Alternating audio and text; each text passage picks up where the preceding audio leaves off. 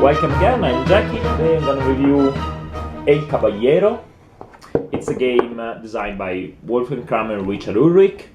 It was originally published in 1998, but has been republished last year by Rio Grande Games.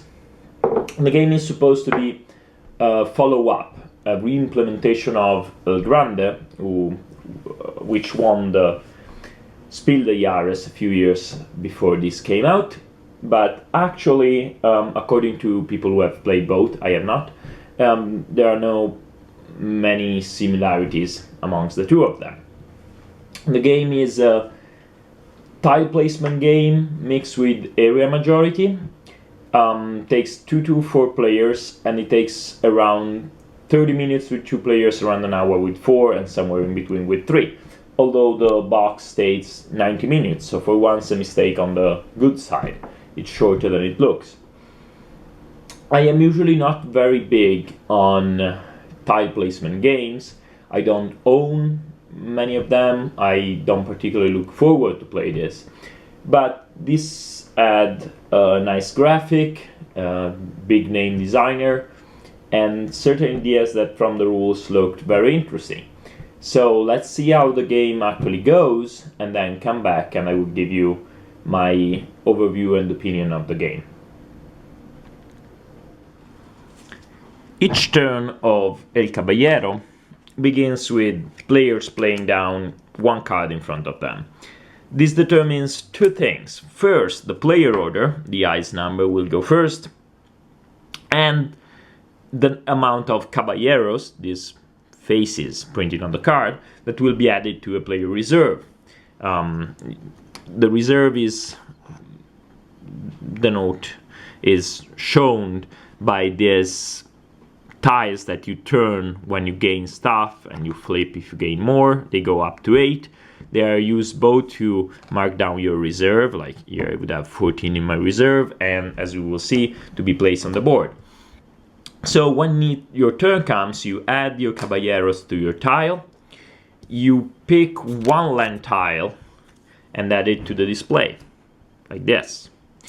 When you're done with that, there is a multiplicity of actions that you can take. One of the main ones is to take people from your board, from your reserve, and add them to the board. So let's say I go from 8 to 4, so I can add 4 people to my to a region of my choosing. You can see here that I place 4 people close to that region. And the reason you want to do this is that at the end of the 4th and the 7th round, you will score points for every region you have the majority, or you are second most controller in the region. So let's say that at the end of the 4th turn, this is the situation here. Yellow will score these tiles twice, while red will score them only once, and you get 1 point for each tile plus 1 point for each goal.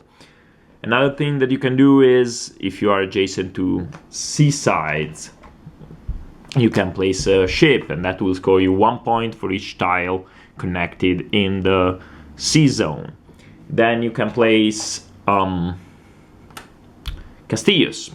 The reason you want to play castillos is because if you're ever trapped between 2 land tiles, like this, your people are lost. You take your tile and discard it. If there is a castillo on top of it, you get back the amount of people you placed there. If there was not, they are gone.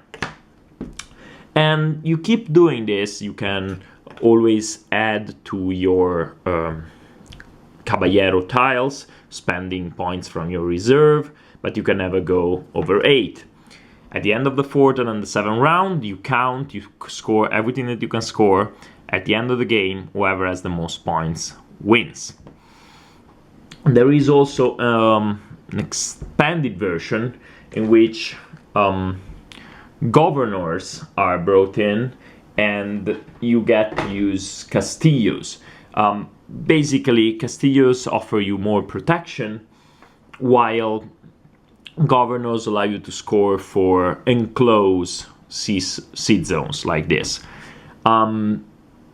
I must say the expanded version adds a little bit to the game, doesn't really change the game. The game plays fast, the components are nice enough without getting overly complicated. Sometimes you want to be first, sometimes you want to be last when choosing your tile to place.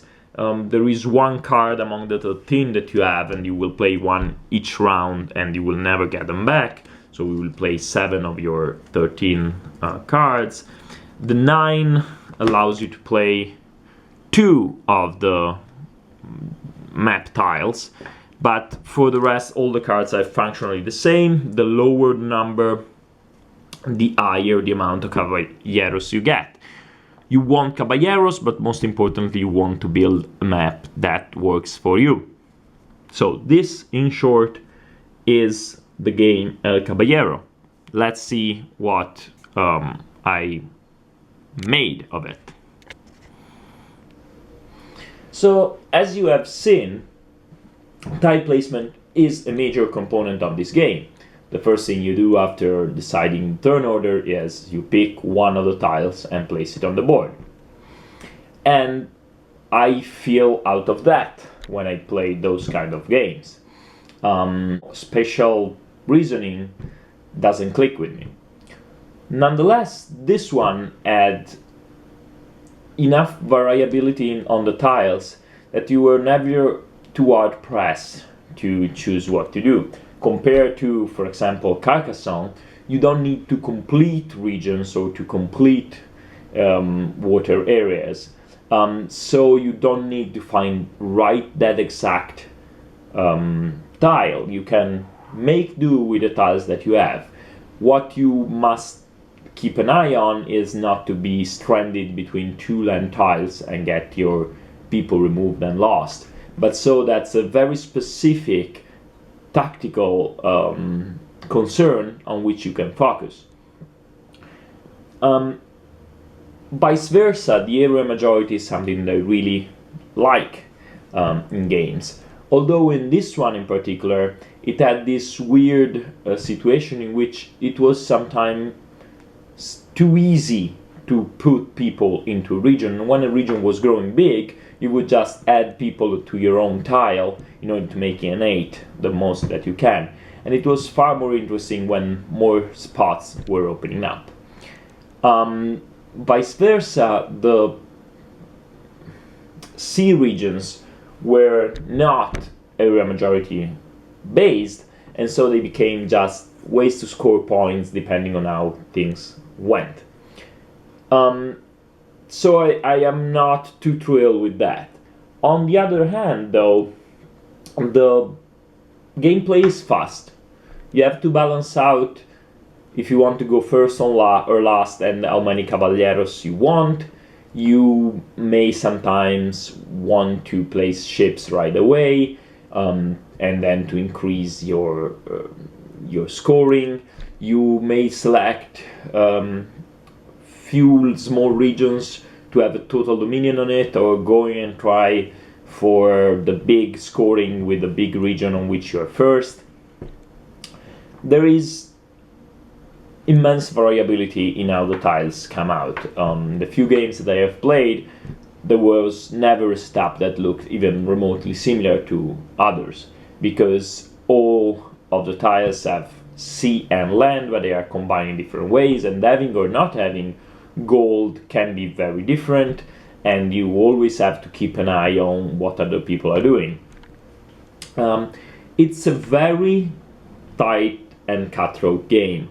It's extremely simple for 2 players to coordinate to take out someone else's tile, because bringing land to a tile, so to speak, is not that hard. This makes for a very interesting dynamic in which you are constantly alternating, trying to crush other people and destroying their tiles, placing your tiles in strategic position, build the regions and sea regions in a way that scores you points, and at the same time keep an eye on not getting trapped. I think that if you like tile placement, you must give this one a shot. If you are like me and you don't particularly care for it, you may want to pass this on and look elsewhere.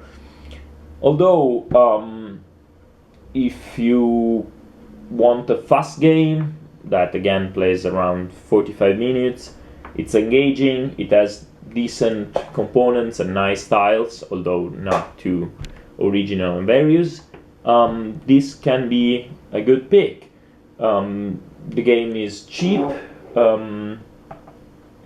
it doesn't have a big footprint, so it can be played even in crowded tables and spaces, and I think it is a good game and a well-designed one, although not particularly to my taste.